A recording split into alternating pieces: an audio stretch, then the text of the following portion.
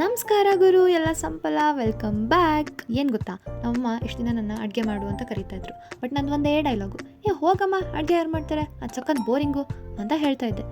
But ಇವತ್ತೇನಾಯಿತು ಅಂದರೆ, ನಾನು actually ಹೀರೆಕಾಯಿ ಗೊಜ್ಜು ಮಾಡೋಣ ಅಂತ ಹೋದೆ. ಆಯಿಲ್ನ ಬಿಸಿ ಮಾಡಿಕೊಂಡು ಅದಕ್ಕೆ ಸಾಸಿವೆ, ಉದ್ದಿನಬೇಳೆ, ಕಡಲೆಬೇಳೆ, ಹಾಗೆ ಈರುಳ್ಳಿ, ಮೆಣಸಿನ್ಕಾಯಿ, ಕರಿಬೇವು ಇದನ್ನೆಲ್ಲ ಹಾಕಿ ಸ್ವಲ್ಪ ಫ್ರೈ ಮಾಡಿಕೊಂಡೆ.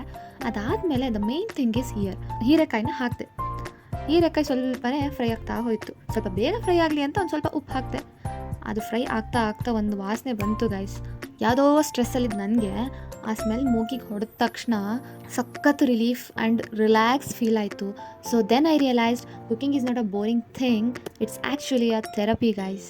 Girls and boys, I tell you one thing, ಇದುವರೆಗೂ ಯಾರು ಕುಕಿಂಗ್ನ ಬೋರಿಂಗ್ ಅಂತ ಅಂದ್ಕೊಂಡು ಅಡುಗೆ ಮನೆ ತನಕ ಕಾಲು ಇಟ್ಟಿಲ್ವೋ, better go and cook for yourself and eat it. ಅದರಷ್ಟು ರಿಲ್ಯಾಕ್ಸೇಷನ್ ಫೀಲ್ ಮತ್ತೊಂದಿಲ್ಲ. ಹಾಗೆ ನಿಮಗೆ ಡಿಫ್ರೆಂಟ್ ರೆಸಿಪೀಸ್ ಬೇಕು ಅಂತ ಅನ್ನೋದಾದರೆ ನನ್ನ ಚಾನಲ್ನ ಸಬ್ಸ್ಕ್ರೈಬ್ ಮಾಡ್ಕೊಳ್ಳಿ. ನಾವು ಮತ್ತೆ ಸಿಗೋಣ, ಬಾಯ್.